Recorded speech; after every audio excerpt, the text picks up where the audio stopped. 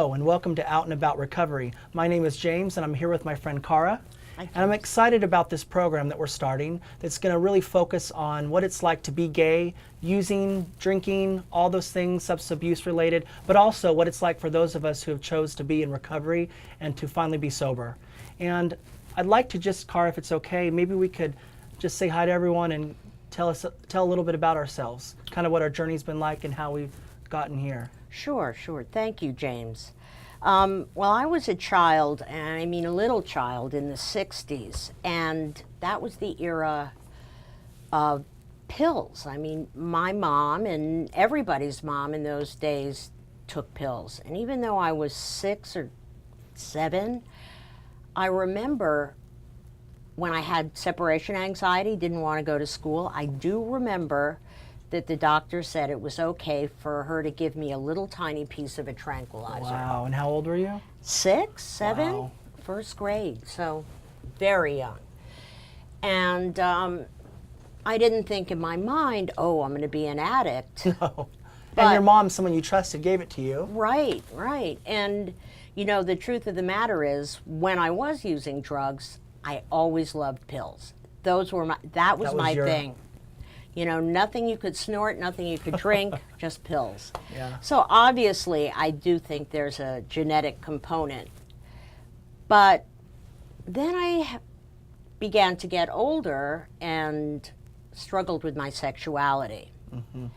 And I used drugs at that point in my teenage years to really escape all that. I didn't want to be gay. I knew I was, but I didn't want to be. And for me, pills were like a death, but a good death. I could take, in those days it was downs, it was second-alls, two-and-alls. And I grew up on an island, and all the kids on the island did them. I wasn't unique, but I did them differently. How so? When I took pills, I went beyond that happy buzz. I would crash cars. I would pass out in the wrong place, like restaurants, for example. And there were a couple of us on the islands that did that were clearly problem people, problem drug users. So there was like the recreational ones that kind of just play with it, and then there was the next level. Exactly. And everybody was a recreational drug user, so that I managed. Was it something that was hidden, or was it looked at as okay, or? It wasn't looked at as okay. I think the parents, who were all like Eisenhower parents, were freaked out about it, but it was just everywhere. I mean, it was the 70s, and every kid in every house was smoking pot. Wow. And then some of us were doing Quaaludes. Second, I'm dating myself, but those were the drugs of the day. Coke didn't even come till later. But for me, it was a way to escape all those feelings of being different. You say like to numb out? To totally numb out. I mean, if I could have been dead, and I wasn't suicidal, it's a weird dichotomy, but if I could have had no consciousness, because consciousness was pain. And, you know, here I'm living in paradise on an island with boats and pools and sun, and I, you know, was in so much pain, and so much of that was directly linked to my sexuality, if not mainly about that, though I didn't know it at the time. So, I mean, I just really did pills to numb out. My favorite idea of doing drugs really was staying home, watching TV. Unfortunately, I did drugs and I didn't stay home, and that's when I got into trouble. You know, So there was a social component for you a little bit. Oh, absolutely. I mean, the thing is, I was a very social kid with a lot of friends. And even just when we all started dating, you know, I had a bunch of boyfriends, and I mean, I was really. I've seen pictures of you young. Yeah. And you're beautiful now, but you were. Oh, thank you. I could see that. And I mean, I didn't want to not date guys, because then I'd be automatically stigmatized. Yeah. And this is what year around at this time? This was probably, 76. So the climate there even. Yeah, it was just, I had to be high. I would have loved if I had something by my bed to take before my feet hit the ground. Like an alcoholic with their first drink. Yeah, the whiskey bottle on the right nightstand. there, exactly. But I mean, what's amazing is I also had this opposing drive to do really well. So on one hand, I'm numbing out. I'm making, you know, very bad choices. I'm going to school high. But on the other hand, I'm working really hard. And I'm getting great grades, and I end up going to college. Do you feel like the pill, in addition to helping you numb, did it? I've heard people say that some people it did the opposite. It gave them energy. You know, a lot of people took opiates. Yeah. Well, when I got into opiates, it's interesting you mentioned that.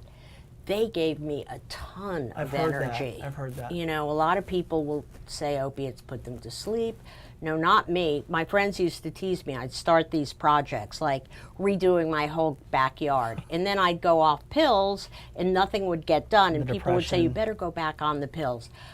Jokingly, they really didn't mean that. But by that time I was out and, you know, I had come to terms with my sexuality, but the addiction never went away. You just changed the way you were using it, probably. Yeah. The needs, the way we use them, or what we use them for, changes. Exactly. And I mean, and my addiction to opiates, which is a whole other part of my life, which happened when I became a casting director, and a fairly successful one. I was prescribed them for headaches and some root canals, and I just was getting Vicodin all the time. The next thing I know, I'm addicted to those. Well, A, they're very addicting, but B, gay, straight, anything going on in my life really was second to the fact that I was an addict. And I believe that. I think while I really needed those pills to get through the pain of being different and being gay as a kid, there's also a part of me that is just an addictive personality. So you think maybe you might, we can never know, maybe you would have found your way there? I wonder, you know, I often wonder, if I weren't Which gay? came first? Yeah, I mean, I think maybe it was a perfect storm. My genetics, my sexuality, my temperament, and I think if you took one of those pieces out, it wouldn't have worked. But all together, It was the tornado. it was a bad cocktail.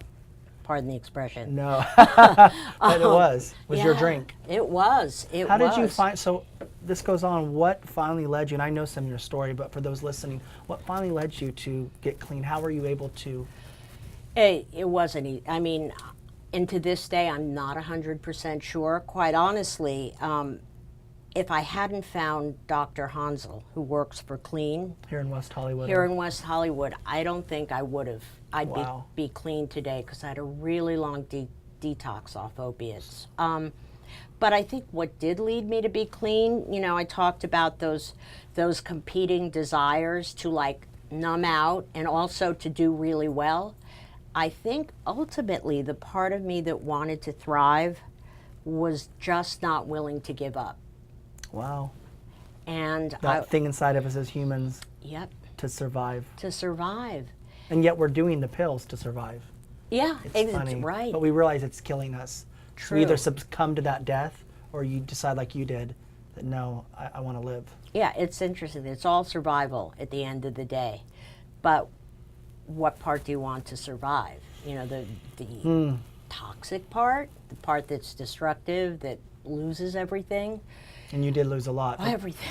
You Yeah, I did. You kind of touched on it, but because I know your story, you were a very successful casting agent here in Los Angeles. I was. For a lot of TV shows that people would recognize. Yeah. And, you know, Frasier, Cheers. I did with Jeff Greenberg, and then I was head of casting at Carsey Werner. And I did all their shows for a couple of years, 3 or 4 years. and really living the life. Yeah, The Hollywood life. I had everything I wanted. But you say that that was secondary to the pills even. As much as you wanted to be successful. Because I Yeah. know how your drive here at work is. So I can imagine there how Right. much. Yeah, it's amazing. When I finally got everything I wanted in life, none of it mattered because I was so hopelessly addicted at that point. It was just a fight for survival. Yeah, boy, addiction never hits at a good time. No, it doesn't. Yeah, so I had a choice, you know, really continuing the job or staying on drugs. Or I don't want to say staying on drugs because I didn't want to stay on them. I just couldn't get off. So I left the career. And I did it in the wrong way at the wrong time. None of it was good, but it was all driven by my addiction. You know, so now I'm so lucky to be able to go to work and feel good, be rested. And the way that you share your story with the callers, the people that call in needing treatment, who are ready for recovery. I really identify with them. Yeah, you do. Especially when I get the opiate addicts and they're in withdrawal, and you know, I know what they're going through. And now you're writing articles about it that are being published in papers and magazines. Yeah, it's really, I'm sharing the story. It's really incredible, Cara. I hope it helps someone. Oh, Thank you. It's helped me knowing you and hearing your story. So. You know how much you've helped me. Well, it's a mutual. And I'm Mutual so glad to admiration get to hear society. you share today. And Thank you, James. I'm excited about this program. So am I. I really am. It's going to be thank fun. you so much for tuning in, and we look forward to future episodes soon. So stay tuned. This podcast is presented by KLEAN Treatment Centers. If you or someone you know needs help, call 888-611-0421. Treatment advisors are available 24 hours a day. That number again is 888-611-0421.